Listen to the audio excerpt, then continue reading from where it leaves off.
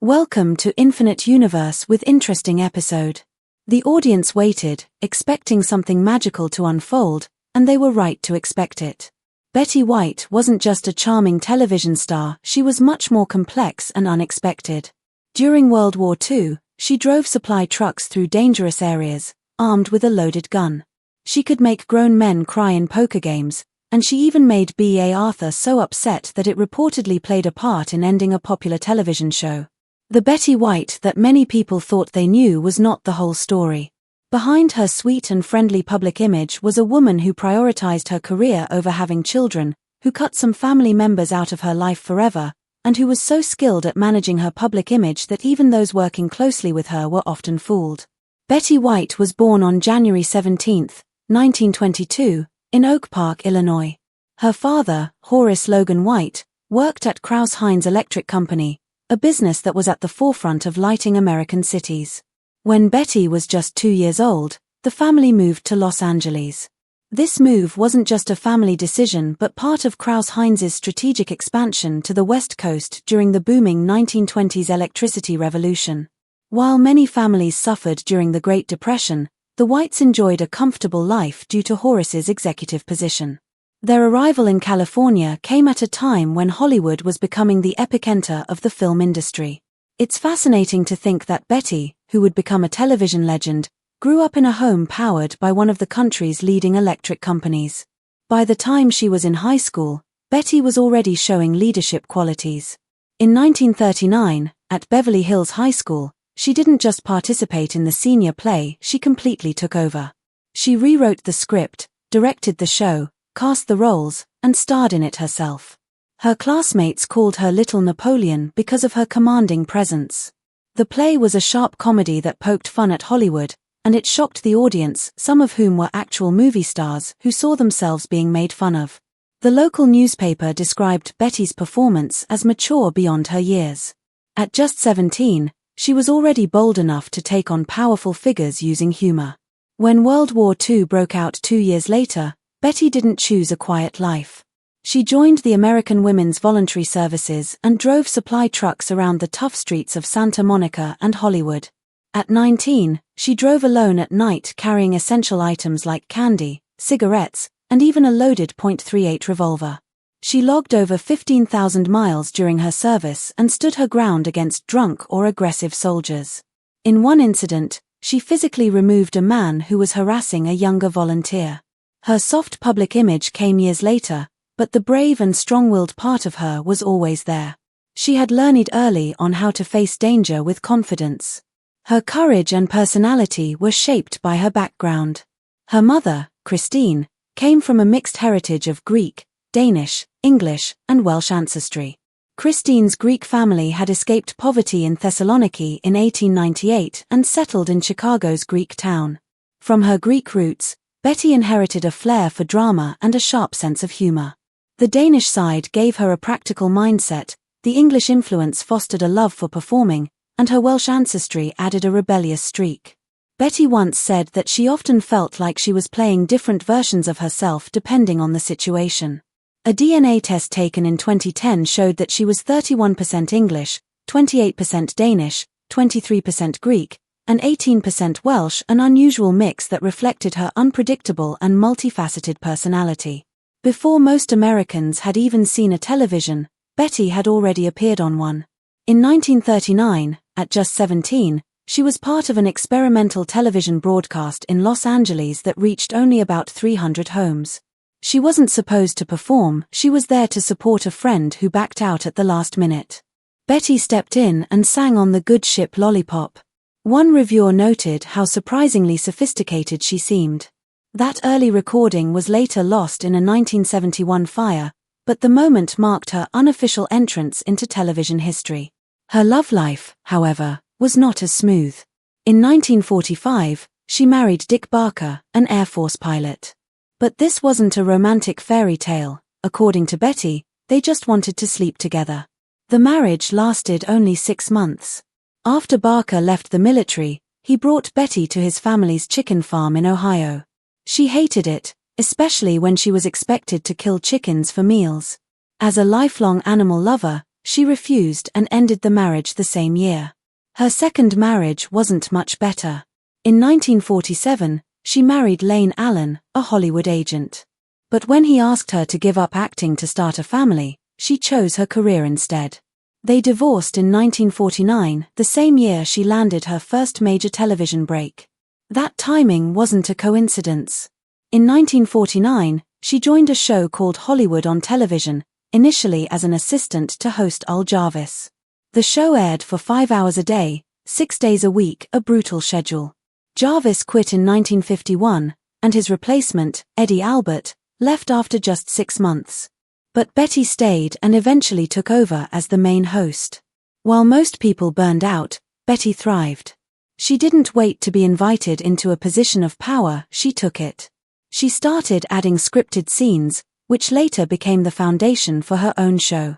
In 1952, Betty made another bold move by creating her own company, Bandy Productions, named after her dog.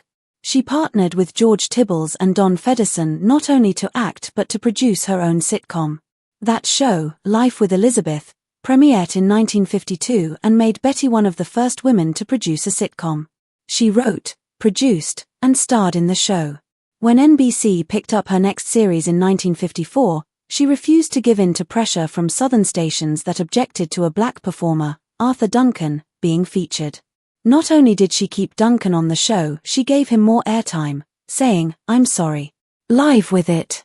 That same year, she won a local Emmy for Life with Elizabeth, which recognized not just her acting but her control over every aspect of the show.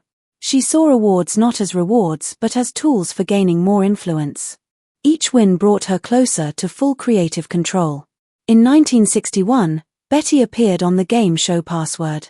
At first, it seemed like a simple guest spot, but it changed her life. That's where she met the host, Alan Ludden. The chemistry between them was immediate. Ludden proposed within weeks, but Betty said no again and again for an entire year. Even after he gave her a diamond ring, she refused. Ludden wore the ring on a chain around his neck. She wouldn't move to New York, and she wouldn't give up her independence. It wasn't about being cold, it was about staying in control. But on Easter 1963, Ludden sent her a stuffed white bunny with gold leaves in its ears and ruby, diamond, and sapphire earrings inside. The note read, "Please say yes." She finally did. She later said her biggest regret was not saying yes sooner. Their marriage lasted 18 years until his death in 1981. Behind her friendly smile was someone deeply competitive. Her friends saw it during poker nights. Her favorite game was called Screw Thy Neighbor, a harsh game where players tried to stick others with bad hands. Betty loved it. There was a trophy, a brass cup engraved with Pico Poker Club. The winner got to keep it until the next game, but if they forgot to bring it back, they had to pay $2,000 or face death, according to Betty's joking rules. It was funny, but it showed her seriousness about winning. She even picked versions of the game where she had the advantage. Betty wasn't just playing cards, she was playing people, and she played to win. Even her wedding was strategic. Betty and Alan didn't have a honeymoon, he had to return to work on Password. But Betty made sure the wedding got media attention. Jack Paar, the legendary Tonight Show host, had always refused to appear on Password. But when Betty asked, he agreed as a gift for their wedding. The ratings soared, showing how much influence she had. That influence wasn't just luck. In 1983, Betty became the first woman to win a Daytime Emmy for Outstanding Game Show Host for Just Men. The show aired for only 65 episodes, from January to April, but that was enough. The format involved 2 women trying to guess how 7 male celebrities would answer yes or no questions. Betty's wit and perfect timing made the show work, even though it aired in a difficult noon time slot. She received another nomination in 1984, but the show had already made history. In 1973, she nearly missed one of her most iconic roles.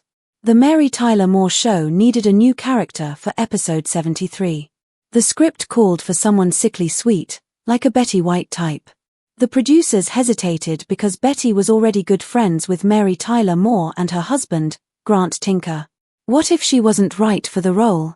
It could be awkward. But casting director Ethel Wynant didn't hesitate.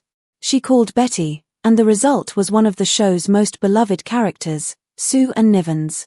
Her first appearance was meant to be a one-time guest role. But after filming, creator James L. Brooks told her, "Don't make too many plans." Everyone knew she had nailed it. Sue and Nivens, on the surface, was the perfect homemaker, hosting segments like A Salute to Fruit. But underneath, she was sarcastic, obsessed with men, and emotionally cold. Betty described her as the neighborhood nymphomaniac. She played the role with layers. Audiences laughed, but they also felt uncomfortable. That mix made the character work.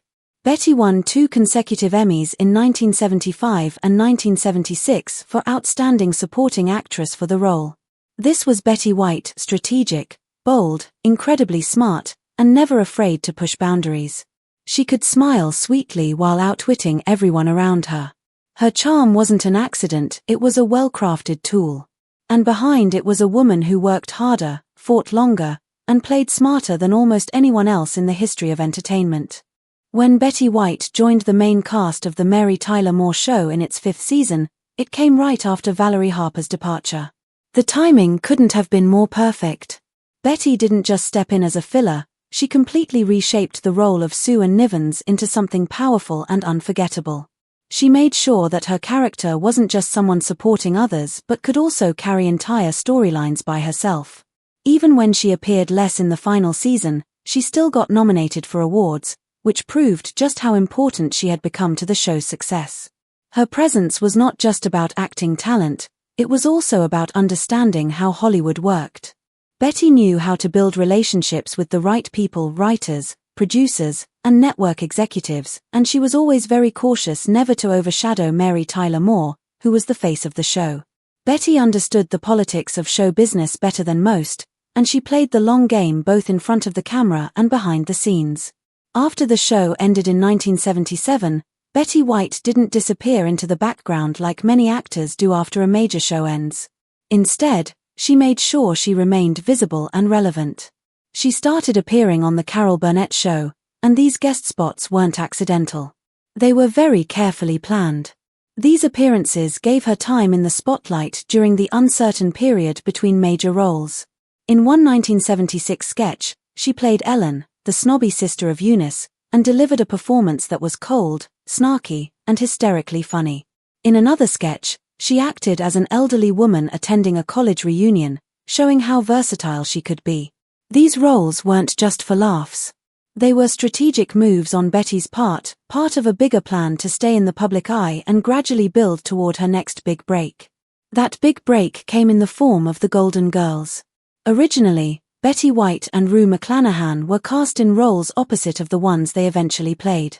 The producers wanted Betty to play Blanche, the flirty, man-hungry Southern belle, which made sense because she had already played Sue and Nivens, a character with similar traits. Rue was initially supposed to play Rose, the sweet and scatterbrained character.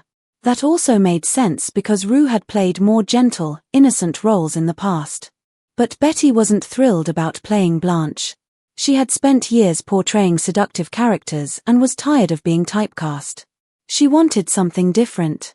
So, she started lobbying behind the scenes, but she did it quietly and skillfully. Rue later said she was excited when the director asked her to switch roles during her audition, not knowing that Betty had already made it happen. It wasn't a random decision. It was strategic, and it ended up changing television history. Betty's decision to play Rose, the kind-hearted and naive woman from St. Olaf, turned out to be genius. Audiences loved her. The role allowed Betty to recreate her public image into something much more wholesome and lovable.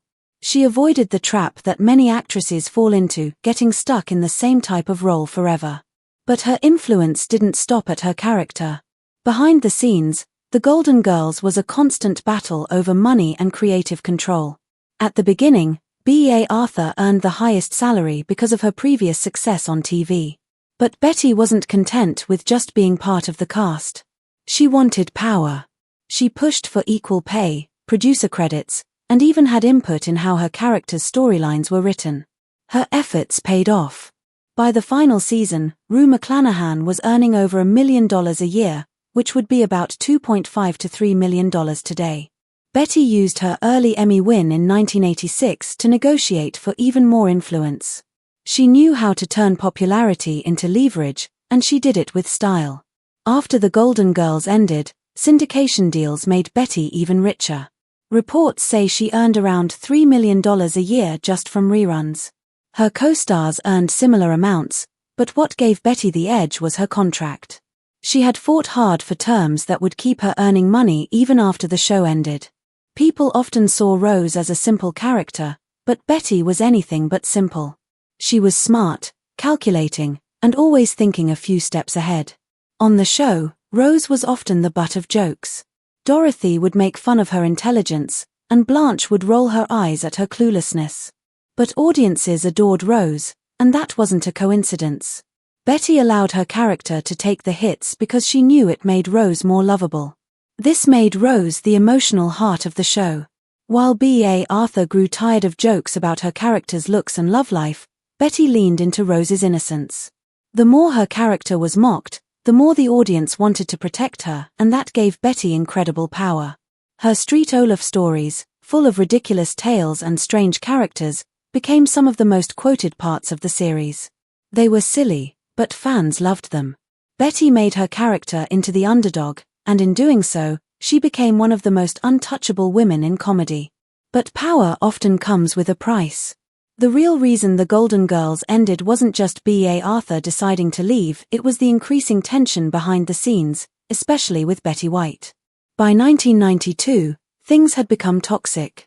Betty's list of demands had grown. She wanted more producer credits, more control over Rose's storylines, and she also wanted more attention on set. She would chat with the live audience during breaks, which BEA found disrespectful. But that too was part of Betty's strategy. She used her connection with fans as leverage in negotiations.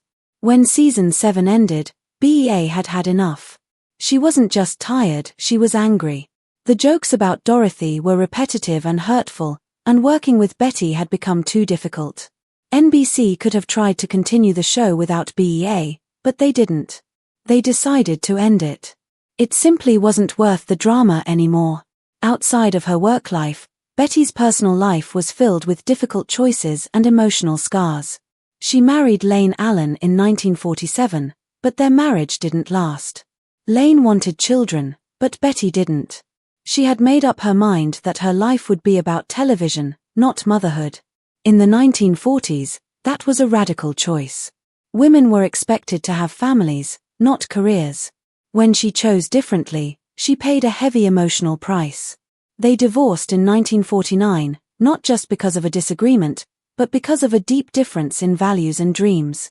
In 1963, Betty married Alan Ludden, a television host and personality.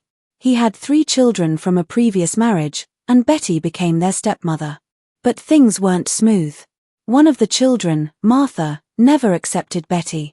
Their relationship was so bad that they didn't speak for over 30 years. Even when Martha tried to reconnect and make peace, Betty refused. Close friends said Betty believed Martha had made Alan's final years more painful and she could never forgive her for that. Then in 1981, Alan Ludden died of stomach cancer just 3 days before their 18th wedding anniversary. Betty had been with him through the hardest times, juggling rehearsals and hospital visits. After his death, she said she'd never remarry. "Once you've had the best, who needs the rest?" she told reporters. But beyond those romantic words was a hard truth. His death also gave her freedom. Without compromise, her time and energy could now be entirely focused on her work and her passion for animals. That's where she poured all her love. In 2025, Sally Struthers told a story she had kept quiet for years. She said that once during a meeting at Betty's house, she reached for a cookie and Betty smiled and said, "I wouldn't do that if I were you, dear. You don't need a cookie." It sounded sweet but felt cruel. Sally described her as passive-aggressive, and this matched what others had said about Betty behind the scenes. Betty had a way of controlling people while appearing gentle. She wore charm like armor and wielded it like a weapon.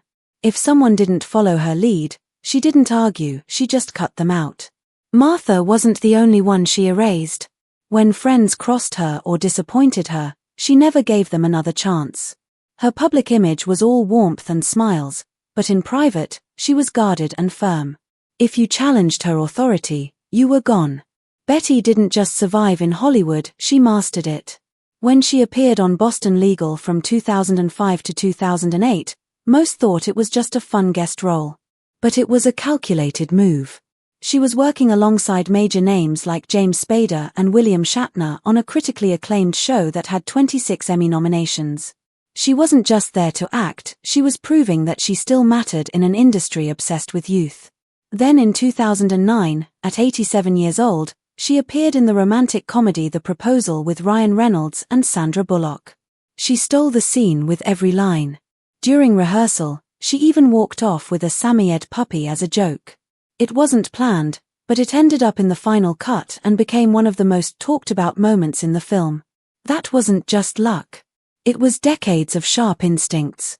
In 2010, a Facebook campaign started urging NBC to have Betty White host Saturday Night Live. It quickly went viral. NBC eventually gave in, but many believed it wasn't just fan demand, it was part of a smart, coordinated plan.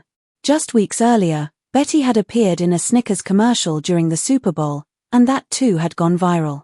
Her SNL hosting was timed perfectly with the return of fan-favorite cast members like Tina Fey and Maya Rudolph. Betty joked she'd beat up the guy who started the campaign, but she knew exactly what was going on. She had used the internet better than many people half her age to reinvent herself again. The result was massive ratings, another Emmy, and a new wave of fans. She wasn't finished yet. Hot in Cleveland premiered in 2010. Betty, now 88 years old, wasn't just acting, she was also an executive producer. The show became the biggest hit in TV land's history, running for 6 seasons and 128 episodes.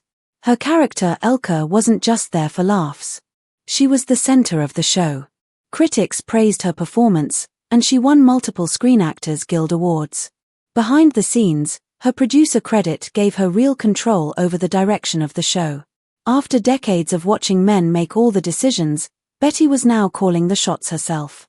But even as her professional life thrived, her health was quietly declining. Just before her death on December 31, 2021, Betty told the press she felt great and was in good health. In reality, she had memory problems, trouble moving, and rarely left home. Her longtime assistant, Kirsten Miklas, helped maintain the illusion. Every photo, every message, every interview, all of it was carefully managed. Betty still sparkled in public, but in private, she was fading. Her final words stunned everyone. She reportedly said Alan, and people believed she was calling out to her late husband. It sounded romantic, but those who knew her said it could have been something else, maybe regret. She had spent many years chasing her career instead of spending time with Alan, and perhaps, in that final moment, she realized what had been lost. Betty suffered a major stroke on Christmas Day in 2021, 6 days before she died. Her team never announced it.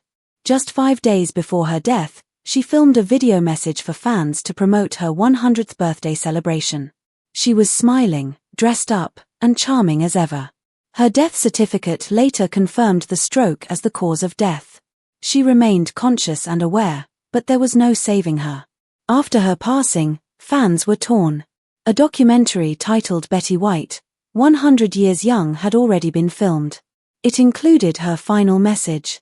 Her team had a choice, cancel the release or go ahead. They chose to release it on January 17, 2022, which would have been her 100th birthday. It played in over 1,500 theaters and made a lot of money. Some called it a tribute, others saw it as a cash grab. Either way, the cameras kept rolling, and Betty's final goodbye became part of a box office event. At the heart of all this was her assistant Kirsten Miklas. She had been by Betty's side for years, managing her life, her career, and now her legacy. She controls Betty's online presence and holds the secrets no one else knows. But she hasn't shared them because Betty had chosen her well. Betty White's greatest role was not Rose Nyland or Sue and Nivens. It was Betty White herself, the legend she created. From 1949 onward, she built that character with care, using her charm, wit, and intelligence. She smiled when she needed to, acted innocent when it served her, and stayed 5 steps ahead of everyone in Hollywood. She wasn't lucky, she was brilliant. Her image gave her power, her memory was respected, and her influence endures. She didn't just play the game. Betty White's public image was often that of the sweet, grandmotherly woman who could deliver a punchline with a twinkle in her eye. But the truth behind that image was far more layered. From the very beginning of her career, she understood the power of perception. She knew that being underestimated worked in her favor. When people thought she was just a kind old lady, they never saw her strategy coming. And that's how she wanted it. She once said that people thinking you're soft is an advantage because it gives you the freedom to move and act without fear. Beneath the surface, Betty was calculating. She knew when to speak and when to stay silent. She knew how to win over audiences, co-stars, directors, and executives alike, all while protecting her personal interests. What most people didn't know was just how much influence Betty had in the industry. She wasn't just a performer, she was a producer, a businesswoman, and a master of public relations. In the 1950s, when very few women had power in television, Betty co-founded her own production company. That was practically unheard of at the time. She didn't wait for opportunities, she created them. She developed, produced, and starred in her own sitcoms, starting with Life with Elizabeth, a show she also co-created. Back then, television was almost entirely dominated by men, but Betty stood her ground and pushed her vision forward. Her deep involvement in all aspects of television production gave her insight into the politics and power structures of the industry. That's why, even in later years, she was never just cast in a show, she was consulted. Her opinion mattered, and when Betty White backed a project or a person, people paid attention. If she stayed silent about something, that silence was loud. It's been said that Betty could make or break a trend with just a smile or a single sentence. Her support was like gold, and her disapproval could quietly end someone's momentum without any public conflict. As she aged, Betty continued to break barriers. In an industry that often throws older women aside, she proved that age had nothing to do with relevance or success. In fact, Betty's later years were arguably the most powerful of her career. With Hot in Cleveland, she didn't just play a supporting character, she redefined what senior women could do on television. She was clever, vibrant, and often the sharpest voice in the room. Younger generations watched her and saw not a relic of the past but a woman still at the top of her game. Her quick wit, comedic timing, and impeccable delivery never faded. Yet even in this phase of reinvention, Betty never lost control of her image. Her assistant, Kirsten Miklas, became the gatekeeper of her life. Every social media post, every interview, every appearance was carefully planned. During the pandemic, when Betty stopped appearing in public, people assumed she was just being careful. In reality, her health was deteriorating rapidly. But Betty didn't want the public to see her in a weakened state. She wanted to be remembered for the sparkle, the grace, and the strength. And Kirsten helped her maintain that illusion. Even the last photos shared of Betty were chosen with care. On December 20th, 2021, Kirsten took what would be one of Betty's final photos. In it, she's dressed nicely, smiling, looking healthy and happy. Fans across the world admired her vitality.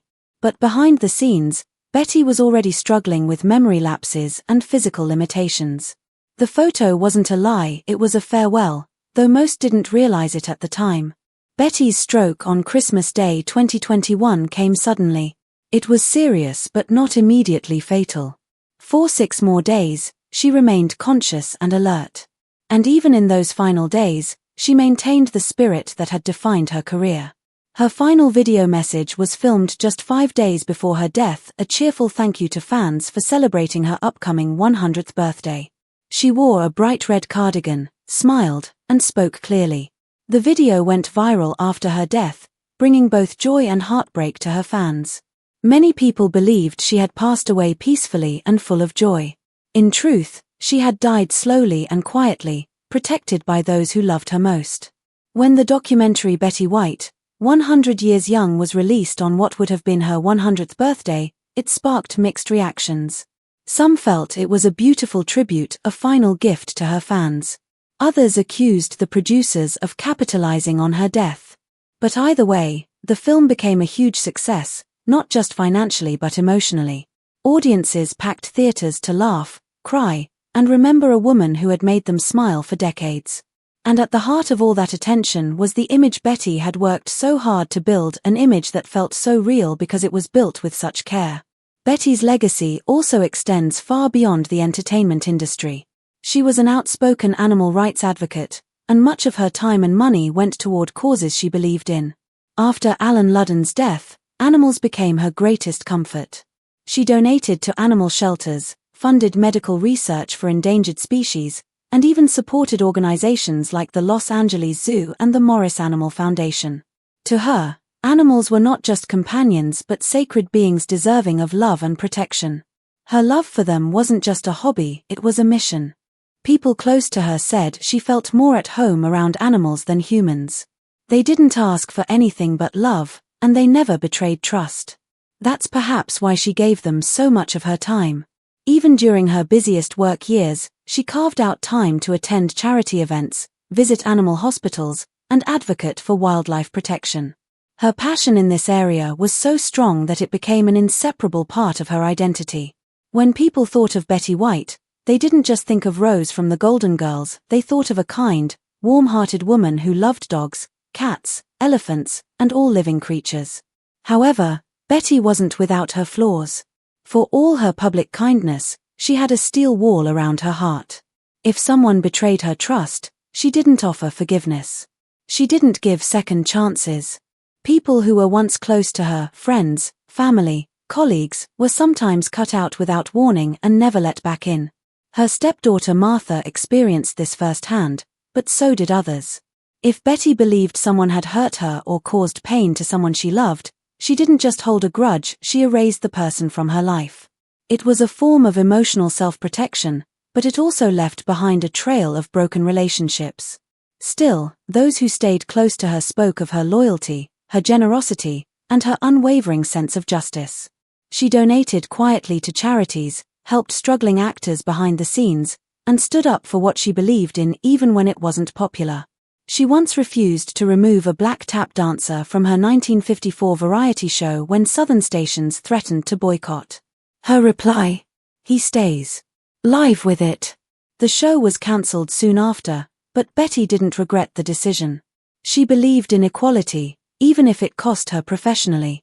Betty White's life was full of contradictions. She was America's sweetheart, but she could also be fiercely private and controlling. She played dim-witted characters but was one of the smartest women in the room. She made people laugh while carrying deep emotional wounds from lost love and broken ties. Her life wasn't a fairy tale, but it was powerful, a story of survival, strategy, and immense talent. When Betty passed away just days before turning 100, the world mourned like it had lost a family member. Tributes poured in from every corner of the globe. Celebrities, politicians, animal rights groups, fans, and fellow actors all shared stories, memories, and gratitude. Some cried remembering her roles. Others laughed remembering her jokes. But everyone felt the loss deeply. The final chapter of her life, though quiet and hidden, was one of dignity. She left this world the way she lived in it, on her own terms. She didn't let illness define her, didn't let weakness show, and didn't burden the public with her private pain. She gave us everything she wanted to share and kept the rest for herself. Today, Betty White's legacy lives on not just in reruns of her classic shows but in the hearts of those she inspired. Young comedians look up to her. Animal shelters carry her name. Fans revisit her shows, finding comfort in her warmth and humor. And somewhere in that long, beautiful, complicated story, the truth of Betty White shines through, a woman who built herself into a legend, one brilliant, strategic step at a time. She wasn't just an actress. She was an empire, a survivor, a master of the spotlight and the shadows. And even now, long after her final curtain call, her influence remains. Because Betty White didn't just belong to television.